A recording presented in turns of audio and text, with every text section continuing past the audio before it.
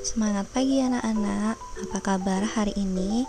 Semoga semuanya dalam keadaan sehat ya. Nah, hari ini kita akan belajar tema 7, subtema 3 dengan muatan bahasa Indonesia.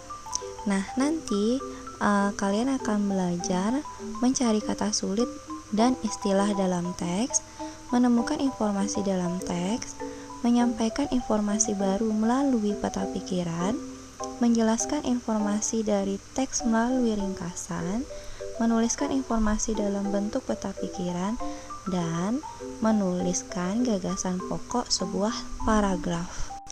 Baiklah, kita lanjut ya. Nah, pada pembelajaran sebelumnya kalian telah belajar cara mengetahui arti kata sulit kan? Nah, kata sulit dalam sebuah teks adalah kata yang belum kalian ketahui artinya. Dalam suatu teks, kata sulit juga dapat berupa istilah. Nah, istilah adalah kata atau gabungan kata yang menjelaskan konsep atau keadaan dalam bidang tertentu. Istilah sering juga disebut sebagai kata atau ungkapan khusus. Nah, untuk mencari arti istilah tersebut, kita bisa mencarinya di Kamus Besar Bahasa Indonesia atau KBBI.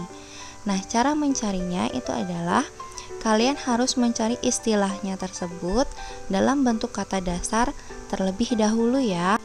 Nah, contohnya kalian mencari istilah kesatuan. Nah, kata kesatuan itu terdiri dari imbuhan ke dan an dan kata dasarnya adalah satu. Jadi, saat mencari kesatuan di KBBI, carilah kata satunya, kemudian cari kata kesatuan sehingga kalian menemukan arti kata kesatuan tersebut. Nah, coba perhatikan teks menciptakan kerukunan di sekolah pada buku pena kalian. Nah, di sana kita dapat menemukan 3 kata sulit, yaitu mufakat artinya telah mencapai kesepakatan, menciptakan artinya membuat sesuatu, menghargai artinya menghormati atau mengindahkan. Nah, seperti itu ya contoh kata sulit beserta artinya, gitu ya. Nah, dalam menemukan informasi yang terdapat pada sebuah teks, itu terlebih dahulu kalian perlu membaca dan memahami isi teks dengan baik. Nah, semua informasi tersebut dapat kalian temukan dengan menjawab pertanyaan-pertanyaan yang diajukan. Nah, salah satu cara membaca yang baik itu adalah dengan membaca dalam hati atau tidak bersuara. Kenapa sih seperti itu? Karena membaca dalam hati, kalian dapat mencermati hal-hal penting yang terdapat pada teks dan menjawab pertanyaan-pertanyaan yang diberikan. Kalian masih ingat kan bagaimana caranya menyajikan informasi dari teks melalui peta pikiran? Nah, peta pikiran adalah cara kreatif dan efektif dalam mencatat informasi-informasi penting yang baru kita peroleh. Saat menyampaikan informasi menggunakan peta pikiran, kalian harus menentukan pokok-pokok pikiran dari teks yang kalian baca. Pokok pikiran dapat berupa ide pokok setiap paragraf dalam suatu teks.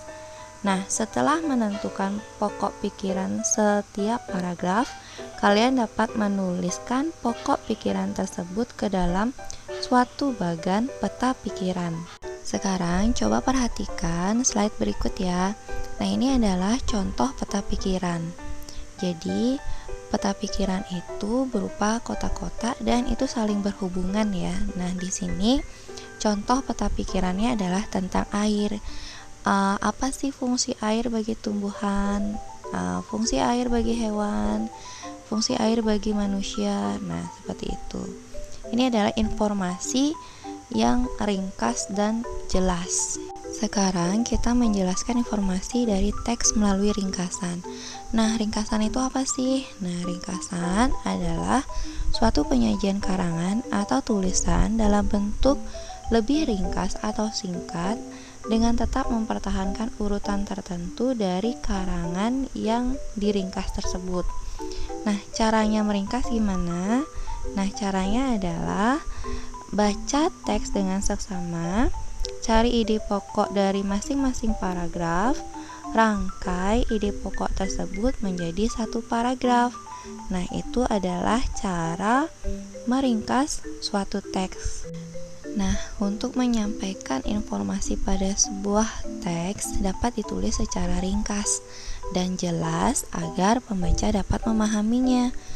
Menyampaikan informasi sebuah teks dapat berupa kalimat atau dapat melalui sebuah peta pikiran. Masih ingat kan tentang peta pikiran? Nah, peta pikiran adalah menuliskan informasi yang didapat pada sebuah teks dalam bentuk kotak-kotak dan saling berkaitan. Nah, informasi dalam peta pikiran ditulis dengan ringkas dan jelas. Masih ingat kan kalian bagaimana caranya menentukan gagasan pokok sebuah teks? Nah, caranya itu pertama, menemukan kalimat utama pada awal paragraf, menemukan kalimat utama pada akhir paragraf, menentukan simpul isi pada awal dan akhir. Nah, gagasan pokok adalah inti dari pembahasan pada sebuah paragraf. Nah, biasanya gagasan pokok itu terletak pada kalimat utama.